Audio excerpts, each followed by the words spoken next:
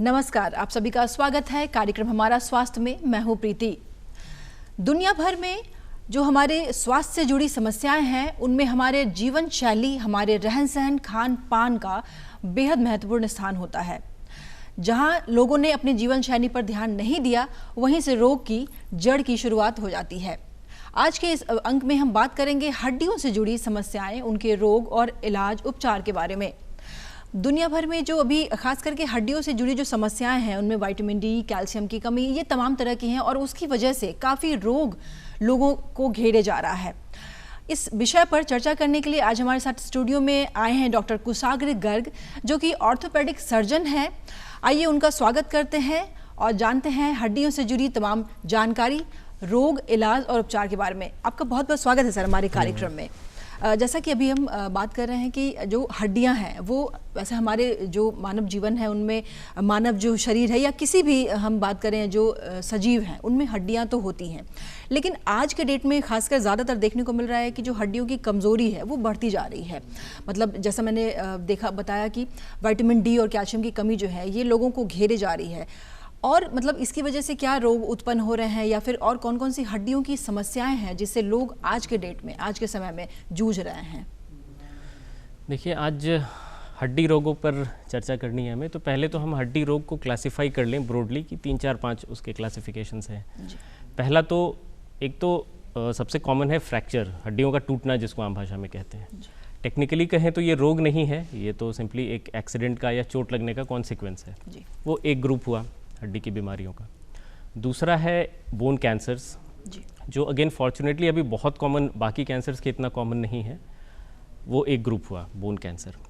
और तीसरा चौथा जो सबसे कॉमन आजकल आपको देखने को मिलता है, ऑस्टियोपोरोसिस एंड ऑस्टियोआर्थराइटिस। हर दूसरा आदमी आपको इन दोनों में से किसी एक से या दोनों से जूझता हुआ दिखेगा। शायद ही कोई होगा ऐसा पेशेंट जिसको लाइफ में कभी बैक पेन यानी कमर दर्द ना हुआ हो या घुटने का दर्द ना हुआ। तो ये दोनों ऑस्टियोपोरोसिस और ऑस्टियोआर्थराइटिस में के कैटेगरी में आता है। हम लोग डिटेल में डिस्कस करेंगे उसको। पहले तो इसका डिफरेंस हम समझें कि ऑस्टियोपोरोसिस क्या है और ऑस्टियोआर्थराइटिस क्या है।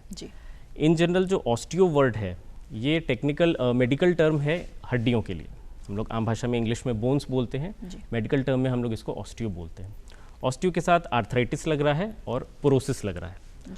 तो आर्थराइटिस इन जनरल जॉइंट्स को बोलते हैं और पोरोसिस जनरलाइज्ड जो बोन की कमज़ोरी है, जो बोन्स का डेंसिटी का कम होना, जो क्योंकि बोन तो रॉक हार्ड स्ट्रक्चर है तो वो काफ़ी डेंस होता है। उम्र के साथ या बीमारियों की वजह से उसकी डेंसिटी कम होती चली जाती है, वो कमज़ोर होता जाता है, वो ऑस्टियोपोरोसिस में आता है। और जो जॉइंट्स इन्वॉल्व होते हैं वो ऑस्टियोआर्थराइटिस में आते हैं। ये हमारा दो मेन क्लासिफिकेशन होगा जिस पर आज हम लोग चर्चा करेंगे। जी। तो जैसा कि आपने कहा कि जो ऑस्टियोपोरोसिस है, ये जो आपने बताया कि ज़्यादातर लोगों को आज के डेट में देखने को मिल रहा है, तो क्या कारण है लगता है कि इसकी वजह से लोग जो है इस रोग से जूझ रहे हैं? देखिए, ऑस्टियोपोरोसिस जैसे मैंने कहा कि हड्डियों का एक लिमिट से ज़्यादा कमज़ोर होना, उनकी डेंसिटी का कम होना, घनत्व जो एक फिजिकल टर्म है उसका कम होना। एक तो एज रिलेटेड है कि आफ्टर 30 to 35 ईयर्स हम सबका, चाहे मेल हो या फीमेल हो, बोन्स का डिग्रेडेशन होना शुरू होता है। आप 30, 35, 40 साल तक जितना अपने बोन्स को स्ट्रॉन्ग करना है आप कर लें, कैल्शियम लेकर के, डाइट मॉडिफिकेशन और लाइफस्टाइल मॉडिफिकेशन से, और उसके बाद बोन्स का डिग्रेडेशन शुरू होता है। इनफैक्ट एक नॉर्मल प्रोसेस है बोन्स का फॉर्मेशन और बोन्स का डिग्रेडेशन, इनके बीच का एक बैलेंस बॉडी बना करके रखता है। तो आप कॉमन सेंस से हम लोग समझ सकते हैं कि फॉर्मेशन ज़्यादा होना चाहिए और डिग्रेडेशन कम होना चाहिए, तभी हड्डियाँ मजबूत रहेंगी। ये होता भी है 30 से 40 के एज तक। उसके बाद नेचुरली, मतलब ये कोई बीमारी नहीं है, नेचुरली ऐसा होता है कि बोन्स का जो डिग्रेडेशन है वो ज़्यादा हो जाता है और फॉर्मेशन कम होता है। इसकी वजह से बोन्स धीरे धीरे कमज़ोर होने लगते हैं। ये ऑस्टियोपोरोसिस का बेसिक जो, मतलब आम भाषा में अगर हम समझे तो पैथोफिजियोलॉजी है।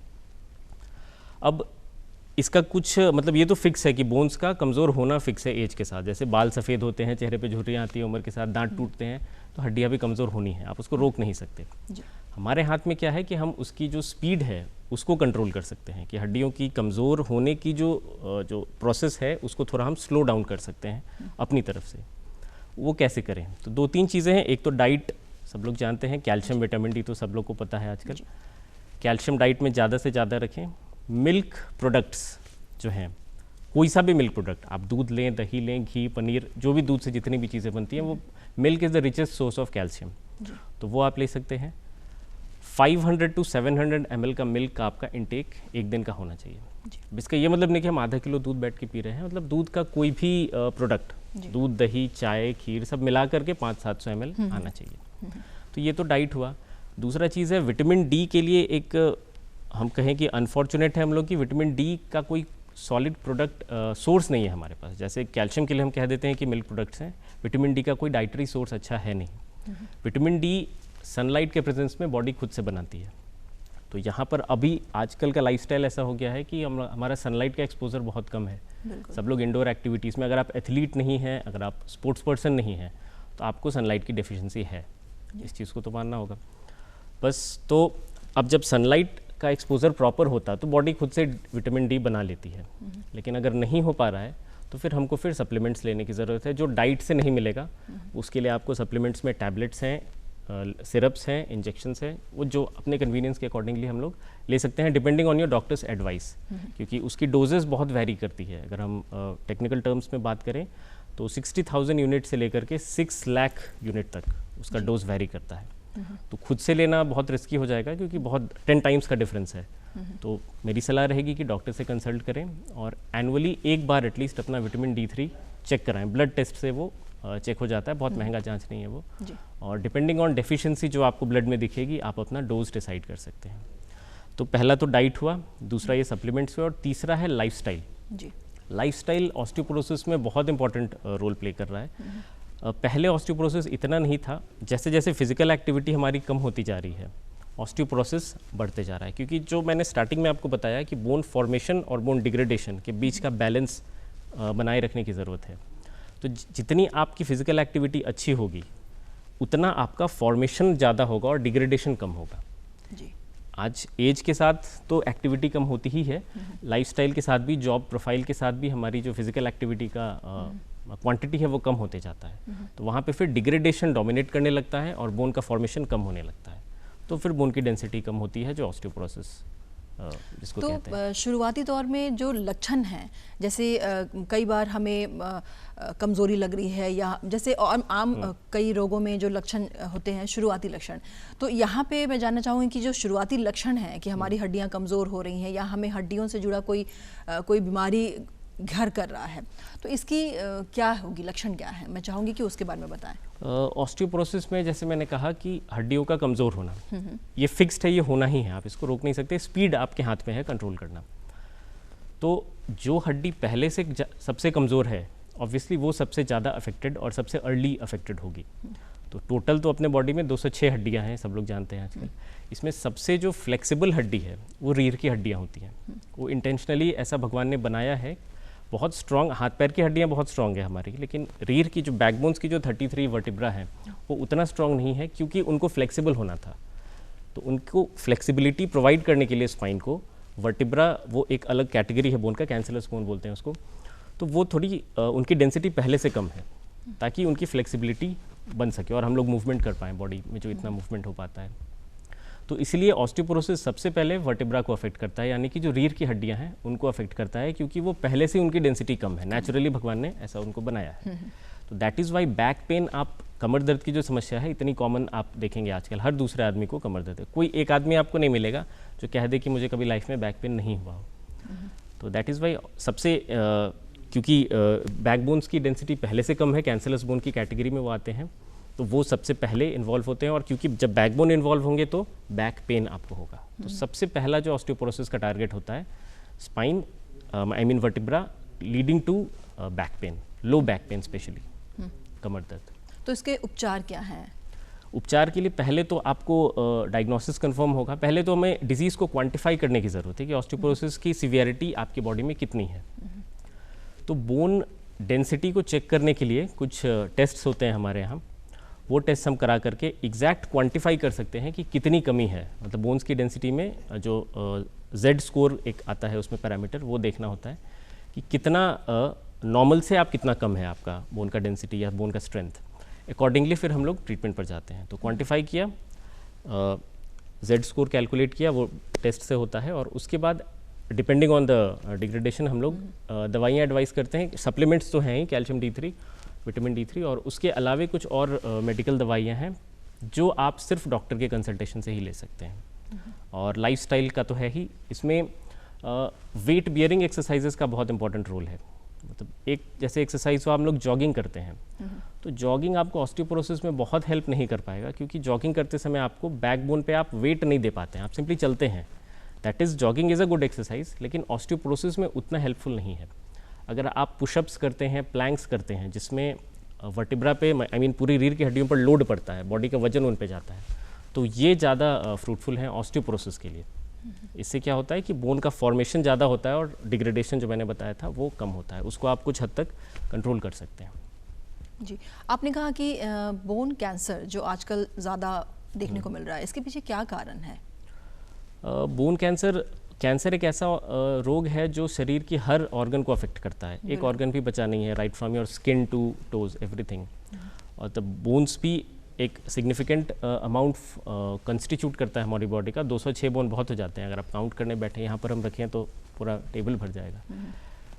तो कैंसर इज सिंपली कि किसी भी बॉडी ऑर्गन का जो नेचुरल या नॉर्मल ग्रोथ है वो आउट ऑफ प्रोपोर्शन ज़्यादा होने लगे, तो दैट इज़ कैंसर। जिस ऑर्गन का जो स्टिपुलेटेड साइज है, जो भगवान ने जो साइज दिया है उस ऑर्गन को, अगर उससे ज़्यादा वो होने लगे अनकंट्रोल्ड, तो दैट इज़ कैंसर। तो वही चीज़ हड्डियों के साथ भी होती है कि हड्डियों का जो नॉर्मल डेंसिटी है, जो नॉर्मल उसका डायमीटर है, वो उससे ज़्यादा होने लगे, तो that leads to bone cancer. अच्छा, तो फिर इसके इलाज क्या होंगे?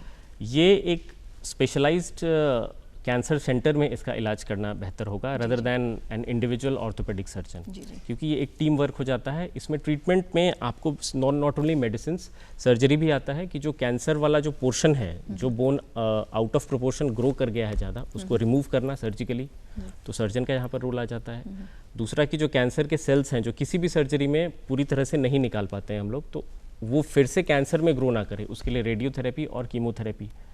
तो एक टीम अप्रोच चाहिए इसके। हाँ, बहुत डरने की ज़रूरत नहीं है कि बस अब कैंसर हो गया, तो वो एक टाइम था कभी 50-100 साल पहले, आज ऐसा नहीं है। आज बड़े से बड़े कैंसर्स का हम लोग बहुत सफल इलाज कर पा रहे हैं। बिल्कुल।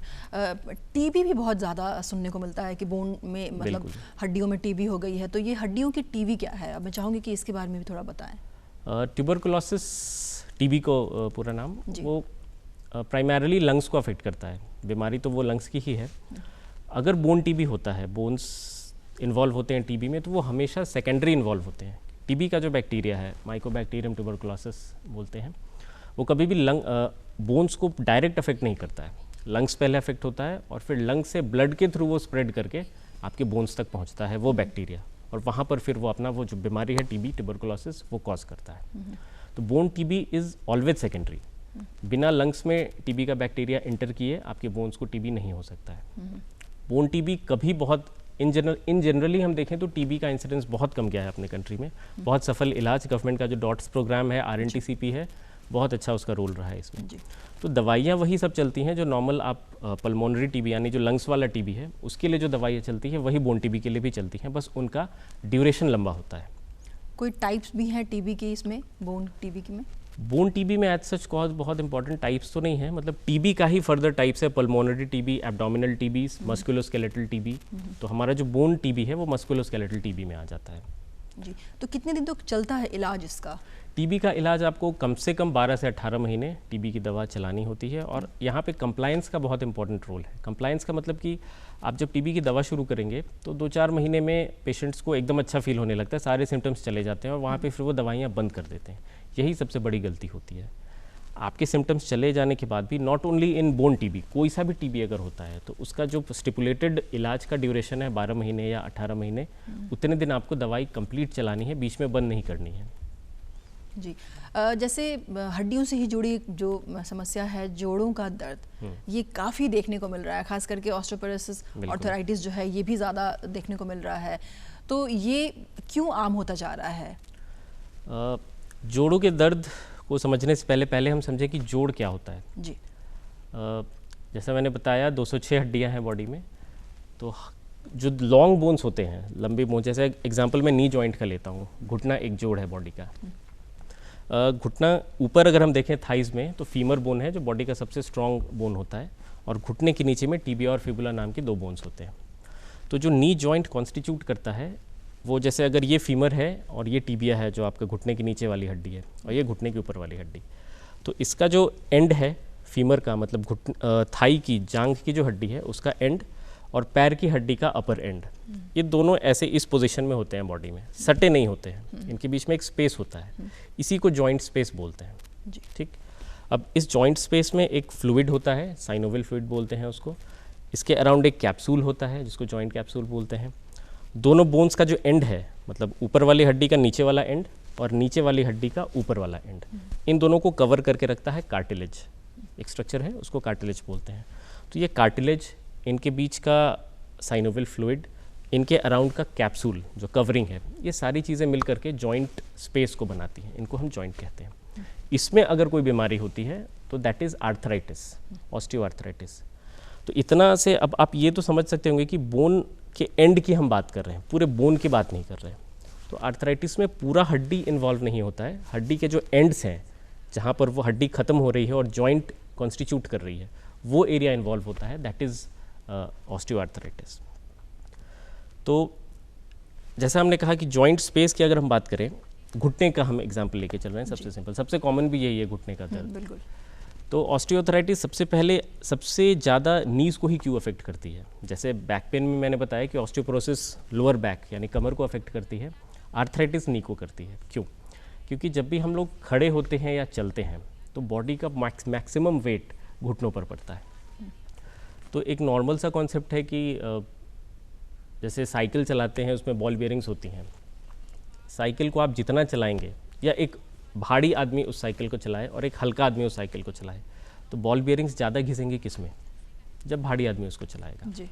तो अगर किसी आदमी का एवरेज हमारा वेट 70 kg होता है, एक नॉर्मल अगर 6 फीट हाइट हम अज्यूम करें, तो अगर आपका 100 kg किसी का वेट है और एक आदमी का 70 kg वेट है, तो एक के घुटनों पर 70 किलो का वजन पड़ रहा है जब खड़े हो रहे हैं या चल रहे हैं, और एक पर 100 किलो का वजन पड़ रहा है, और ये लाइफ टाइम पड़ता है, जब आप खड़े होते हैं, जब आप चलते हैं, तब ये पड़ता है। बिल्कुल। तो जितना वजन ज़्यादा होगा, ये जॉइंट स्पेस उतना जल्दी घिसेगा। आम भाषा में हम लोग आर्थराइटिस को जोड़ों का घिसना कहते हैं। ये भी एज रिलेटेड है, जैसे आपके बाल सफ़ेद होते हैं तो जॉइंट्स भी समय के साथ बूढ़े होते हैं या घिसते हैं, तो उसी की वजह से पेन होता है। कार्टिलेज का डीजनरेशन है, और अनफॉर्चुनेटली जो कार्टिलेज है जो बोन्स के एंड पर होता है वो रीग्रो नहीं करता है। बाल जैसे हम लोग काटते हैं तो बाल वापस से आ जाते हैं, वो कार्टिलेज रीग्रो नहीं करता है, वही सबसे बड़ा कल्प्रिट है। और अभी तक बहुत अच्छा कोई मेडिकेशन भी नहीं हमारे पास है जो कार्टिलेज को रीग्रो करा सके। दैट इज़ वाई ये एक इरिवर्सिबल प्रोसेस हो जाता है, जितना डीजनरेट हो गया उतना हो गया। अब उसको फर्दर डिग्रेड करने से हम लोग रोक सकते हैं, वहाँ पे फिर रोल आता है ट्रीटमेंट का। जी, तो क्या ट्रीटमेंट करनी चाहिए इसमें? ट्रीटमेंट में ड्रग, एक तो सिम्टोमेटिक ट्रीटमेंट है कि अगर आपको पेन है तो सबसे पहले तो आप पेशेंट को पेन से फ्री करें, जो उस पर्टिकुलर कैटेगरी की जो दवाइयाँ हैं हमारे पास वो हम देते हैं। पेन्स कंट्रोल होने के बाद most important, second most important is physiotherapy again, क्योंकि जो कार्टिलेज डिग्रेड करे उसको आप कुछ नहीं कर सकते हैं, लेकिन जैसे मैंने कहा कि फीमर ऊपर से आ रहा है, तो फीमर, हर हड्डी के अराउंड बहुत सारे मसल्स होते हैं। आप मसल्स को जितना स्ट्रॉन्ग बना के रखेंगे वो जॉइंट पर उतना कम लोड ट्रांसमिट होने देगा, खुद पर मसल्स वेट ले लेगा, तो जॉइंट पर वेट कम जाएगा, तो पेन कम होगा, डिजनरेशन कम होगा। तो मसल स्ट्रेंथनिंग एक्सरसाइजेस, जिसके लिए आपको खुद, मैं एडवाइस करूंगा कि खुद से ना करें, किसी नियर बाई फिजियोथेरेपिस्ट की हेल्प लें, और हर जॉइंट के लिए कुछ पर्टिकुलर स्ट्रेंथनिंग एक्सरसाइजेस होते हैं, वो करने की ज़रूरत है। ऐसा करके आप अगेन जो डिग्रेड हो गया उसको तो रिवर्स नहीं कर सकते हैं, लेकिन फर्दर जो आगे डैमेज होने वाला है जॉइंट आपका, उसको स्लो डाउन कर सकते हैं। एक ये चीज़ हुआ, और दूसरी चीज़ अगेन लाइफस्टाइल। डाइट तो है ही, बट डाइट से ज़्यादा इंपॉर्टेंट यहाँ आर्थराइटिस में है, ऑस्टियोपोरोसिस में diet is more important, arthritis में डाइट से ज़्यादा लाइफस्टाइल इज़ इम्पॉर्टेंट, कि ऐसा कोई भी काम जिसमें जॉइंट पर अनड्यू स्ट्रेस पड़ता है वो ना करें। यानी कि अपनी जीवन शैली में सुधार करके, और जो हमारा जो वज़न है शरीर का, जैसा आपने बताया कि घुटनों पे ज़्यादा जोड़ पड़ता है, और उसके बाद फिर जोड़ों का दर्द जो खास करके घुटनों में है उसकी शुरुआत होती है। तो यानी कि अपने हेल्थ को इस तरीके से बना के रखना है कि बहुत ज़्यादा वेट हम गेन ना करें, और एक फिट लाइफ जिसको कहते हैं वैसा, यानी कि जीवन शैली का बहुत बड़ा योगदान होता है। लाइफस्टाइल में एक और इम्पॉर्टेंट चीज़, हमारे यहाँ इंडिया में जो टॉयलेट सिस्टम है और जो वेस्टर्न कंट्रीज़ में है वो बिल्कुल डिफरेंट है। हमारे यहाँ जो इंडियन टॉयलेट्स होता है और जो वेस्टर्न टॉयलेट्स होते हैं, तो हमारा इंडियन टॉयलेट्स अनफॉर्चुनेटली यहाँ पे is very bad for knee arthritis. अगर आपको एक बार घुटने में दर्द हो गया आफ्टर अ सर्टेन एज, आपको इंडियन टॉयलेट एकदम छोड़ देने की ज़रूरत है। आप चाहें कि मैं इंडियन टॉयलेट यूज़ करता रहूं और घुटने का दर्द ना हो, ये पॉसिबल नहीं है। आपको इमीडिएटली इंग्लिश टॉयलेट पर, जो कमोड जिसको हम लोग बोलते हैं, उस पर शिफ्ट करने की ज़रूरत है। जी, दैट इज़ वेरी इंपॉर्टेंट। जी, यानी कि हमें जब एक बार जब समस्या उत्पन्न हो जाती है, जोड़ों का दर्द और इस तरह का जो हड्डी से जुड़ा हुआ जो प्रॉब्लम है, ये जब इसकी शुरुआत हो जाती है, तो फिर हमें उसको ठीक करने के लिए अपने जो लाइफ स्टाइल है उसको ज़्यादा बेहतर करने की ज़रूरत पड़ती है। बिल्कुल, पेशेंट एजुकेशन एक टर्म है, ये बहुत इंपॉर्टेंट है। मरीज़ को उसकी बीमारी के बारे में पता होना चाहिए कि हाँ, जितना जोड़ खराब हो गया वो तो हो गया, अब वो रिवर्स नहीं होगा। अब बाकी को हम बचा सकें वो, और फिर एक लास्ट में तो जॉइंट रिप्लेसमेंट होता ही है। जी, मैं चाहूँगी कि आप जॉइंट रिप्लेसमेंट पे थोड़ा सा जिक्र करें, क्योंकि ये आजकल बहुत ज़्यादा हो रहा है, तो लोग उसकी तरफ जाने की सोच रहे हैं। बहुत लोग सोचते हैं, बहुत लोग जा भी रहे हैं, तो ये क्या है, मैं चाहूँगी इसके बारे में बताएं। जॉइंट रिप्लेसमेंट लास्ट रिसोर्ट है कि जब आपका जॉइंट इतना ख़राब हो गया कि अब कोई भी दवा, कोई भी फिजियोथेरेपी काम नहीं कर रहा है, आप 24 घंटे पेन में हैं, पेन की वजह से आपका जो डेली लाइफ एक्टिविटीज़ हैं वो हैम्पर हो रही हैं, आप कुछ भी नहीं कर पा रहे हैं, सो नहीं पा रहे हैं, देन रिप्लेसमेंट की ज़रूरत है। और रिप्लेसमेंट के बारे में कोई मिथ ना रखें, बहुत ही सक्सेसफुल सर्जरी है जॉइंट रिप्लेसमेंट, और कोई बहुत बड़े सेंटर पे जाने की ज़रूरत नहीं है कि हम मुंबई जाएंगे तो ही रिप्लेसमेंट होगा। पटना में बहुत सक्सेसफुल बहुत सारे हॉस्पिटल्स हैं, गवर्नमेंट में भी और प्राइवेट में भी, जो बहुत सक्सेसफुल सर्जरीज़ कर रहे हैं। और जॉइंट रिप्लेसमेंट के बाद पेशेंट अगले दिन से चलने लगते हैं, बिल्कुल पेन फ्री। अब जो स्टिच है वो तो खैर 2 हफ्ते पर ही कटता है, बट बाकी जो उनका जो रेंज ऑफ मोशन है वो बहुत इंप्रूव करता है, पेन फ्री हो जाते हैं पेशेंट्स, और 20-25 साल बिल्कुल आराम से उनकी लाइफ चल सकती है। यानी कि रिप्लेसमेंट के बाद वो अपनी ज़िंदगी एकदम नॉर्मल पुराने ढर्रे पर फिर से जी सकते हैं। जी, और मैं चाहूँगी कि एक जो रीढ़ की हड्डी है, इसकी समस्या ज़्यादा, जैसा कि आपने अभी जिक्र भी किया था, उसकी समस्या ज़्यादा देखने को मिल रहा है, ख़ास करके जो डेली वर्किंग में है, एक ही पोस्चर में बैठना है या कंप्यूटर पे बैठना है, या फिर कंटिन्यू काफ़ी टाइम तक वो बाइक चला रहे हैं, स्कूटर चला रहे हैं, इस तरीके से, तो उनको एक जो है बैक पेन या रीढ़ की हड्डी में जो दर्द शुरू होता है, ये एक बहुत ज़्यादा आम है। इसके लिए बचाव क्या करना चाहिए? देखिए, बैक पेन में अकेले सिर्फ रीढ़ की हड्डी नहीं है, जैसे मैंने अभी जॉइंट स्पेस आपको बताया कि बहुत सारे स्ट्रक्चर्स हैं, तो बैक में भी रीढ़ की हड्डी के अलावे बहुत सारे स्ट्रक्चर्स हैं, मसल्स हैं, लिगामेंट्स हैं, कार्टिलेज हैं। उनमें से कोई भी एक चीज़ अगर इन्वॉल्व होता है या डिजीज्ड होता है तो आपको बैक पेन होगा। अभी जो सबसे कॉमन बैक पेन का रीज़न है यंग एज ग्रुप में, क्योंकि ऑस्टियोपोरोसिस मैंने कहा कि एक एज के बाद 40 के बाद डोमिनेट करता है, तो अगर किसी को 25 साल में बैक पेन हो रहा है तो डेफिनेटली वो ऑस्टियोपोरोसिस नहीं है। वो क्या है, तो दैट इज़ पोस्चरल बैक एक, मतलब पोस्चरल बैक पेन सबसे कॉमन कॉज है बैक पेन का यंग एडल्ट्स में। क्योंकि आजकल लॉन्ग सिटिंग वाला काम बहुत हो गया हमारा, आप कंप्यूटर्स पे काम करते हैं, ऑफिस में काम करते हैं, बाइक यूज़ करते हैं, रोड्स इतनी ख़राब हैं, इतना जर्किंग फेस करते हैं, तो पोस्चर को हम लोग सही से नहीं मेंटेन कर पाते। 99% ऑफ द टाइम्स जो पर्टिकुलर पोस्चर है स्पाइन के हेल्थ के लिए, जो अच्छा पोस्चर है, वो हम लोग नहीं रख पाते हैं। कभी टेढ़ा वेढ़ा बैठना ही पड़ता है, और आप कितना हमेशा तो आप कॉन्शियस नहीं रह सकते कि भाई सीधा बैठना है, तो पोस्चर ख़राब होता ही है।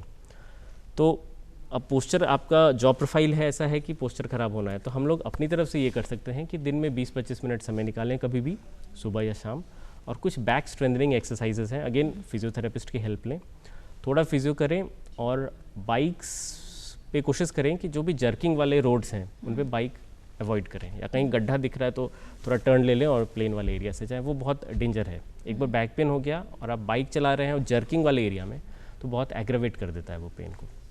ट्रीटमेंट तो बहुत सिंपल है, जो नॉर्मल जो दवाइयाँ हैं जो डॉक्टर से आप मिल के ले सकते हैं, और अगेन फिजियोथेरेपी, पोस्चर्स को सही रखना जहाँ तक आप सही रख पाएँ।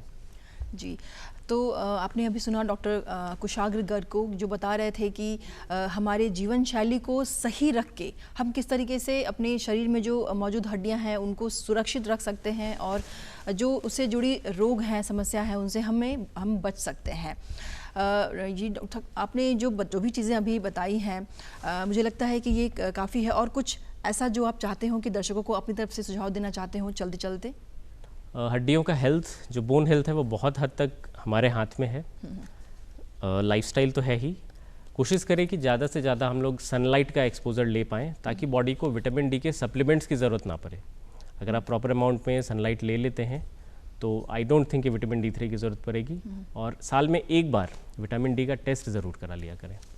तो आज आपने जाना कि हड्डियों से जुड़ी कौन कौन सी रोग हैं, उनका इलाज क्या है। डॉक्टर साहब, अपने हमारे स्टूडियो में आए, अपने कीमती वक्त निकाल कर और इस तरीके से दर्शकों को इतनी जानकारी दी है, इसके लिए बहुत बहुत धन्यवाद। धन्यवाद जी। तो उम्मीद है आज का हमारा ये अंक आपको बेहद पसंद आया होगा। आज के लिए बस इतना ही। अगले अंक में एक नई जानकारी के साथ मैं फिर से हाजिर रहूंगी। तब तक के लिए नमस्कार।